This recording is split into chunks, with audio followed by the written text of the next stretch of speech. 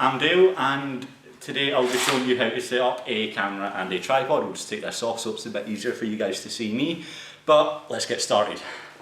Now, tripod here, it's a hand throttle, but this tripod we've already got it unclipped for ease, but they'll normally come clipped together. Make sure to unclip them, spread the legs, and because there's a spreader at the bottom, that will stop them from going too far and falling over. Then the next thing you want to do is put it up to a height that you can actually use it at. So for me, it would need to be about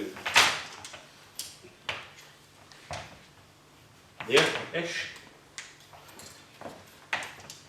If these legs decide to play nice with me today. But yeah, that's the tripod set up. Next thing you do, you want to put the handle in it. Now, little screws there for the thread to go into. All you do, put that there. Make sure it's at an angle you can actually use it at, and tighten it up. About 2 hours later I should have this done, so if you want to come back, that would be good. Alright, I'm Dale, and today I'll be showing you how to set up a camera and a tripod. We'll just take this off so it's a bit easier for you guys to see me, but let's get started. Now, tripod here, it's a hand throttle, but this tripod we've already got it unclipped for ease, but they'll normally come clipped together. Make sure to unclip them, spread the legs, and because there's a spreader at the bottom, that will stop them from going too far and falling over. Then the next thing you want to do is put it up to a height that you can actually use it at. So for me, it would need to be about there-ish. If these legs decide to play nice with me today. But yeah, that's the tripod set up. Next thing you do, you want to put the handle in it. Now, little screws there for the thread to go into. All you do, put that there. Make sure it's at an angle you can actually use it at, and tighten it up.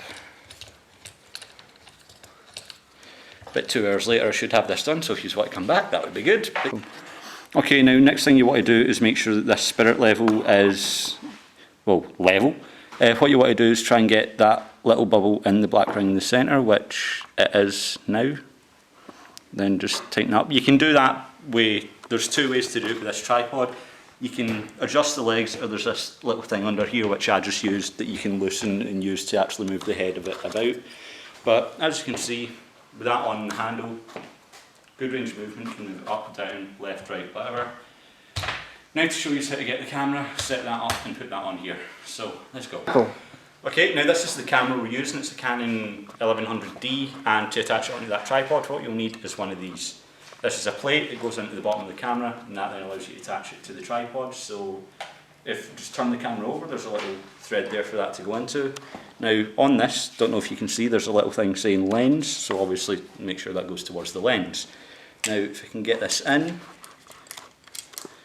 tighten that up a bit. It's still quite loose there, so if you've got like 5, 10p, 50p, you can use that. I'd normally use one of my Shuriken, but I use them killing people, so you know. So I'm just going to use a 5p instead. Tighten that up. You're ready to put it in the tripod, so if I just put that down there. Now, when you're putting it in the tripod, what you want to do is you make sure this bit is loose and make sure it's under that bit. Then you just slide the camera on from the back, tighten it up, and there you go, you're ready to set up your camera for whatever you want to do. But before you do, make sure to remember to take the lens cap off. Cool. Okay guys, now this is the menu you'll be given when you're adjusting the filming and everything. Now, there's the shutter speed, that adjusts how quick the shutter opens and shuts to capture the image, and there's the f-stop beside it, then the ISO, which controls the exposure as well. So you've got a ton of different options for the ISO, but for this we're going to set it at 3200, and then we've got the shutter rate at 1:320, and to make sure that's exposed properly, what you want to do is press that asterisk button up there just to the right of the screen where my thumb is. You can see that there. Press that, then that will change that, and if you notice in the bar there's now a little dot underneath it. You can then adjust the shutter speed, the dot's gone missing. You can then adjust the shutter speed when the dot decides to stay there, so that it's sitting underneath that 0, which means you should have a well exposed shot. Now, next thing you want to do is you want to make sure you know how to use your camera's zoom and the focus on it. The front ring there that you can see moving is the focus ring. Now, if you can, always make sure to have your camera on manual focus if like time allows it, because that way you'll get the better quality shot. And again, the ring behind that's the zoom. Same again, try and track in and out instead of zooming, but sometimes that can't be helped. Now, next up we're going to look at the white balance, so let's go have a look at that. Apple. Okay, now we're going to show you how to set the white balance. We've got my friend Jack Skellington around here who's just going to come round, white bit of paper. What you want to do, if you'll just move into the front of the camera, Jack. Now, as you can see down there, the little WB, press that button, brings up all the white balance settings. You've got plenty of daylight, shade, flash, but ideally what you want to use is custom. So what you want to do is zoom right in on white bit of paper or card that's reflecting the main source of light in the room. Press set, and there you go, that's it now set.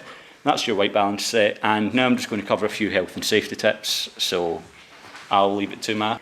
Okay guys, now we're just going to cover a few health and safety points. With the tripod, as you can see there, it's the other side of Sean, aka my friend the werewolf. Now, what you want to do is you want to make sure that's away from everywhere so that no one's going to trip up over it. So like, for example, if I'm walking along here, I don't know it's there, I'm going, chances are the tripod will be an expensive camera on it as well. Now, another thing you want to do is make sure the camera and everything's fastened on tight, because for example, if you've got a werewolf like him attacking you, okay, yes, I've got this, I'm going to stop him, but you want to make sure it's on all secure so that it's not going to fall off, it's not going to like slip off easy, and also to prevent it from a werewolf attack, you know. Right. But apart from that, just make sure everything's set up. Most of it's common sense. Apart from that, hope you guys have enjoyed the tutorial how to use a tripod and a camera. See you next time.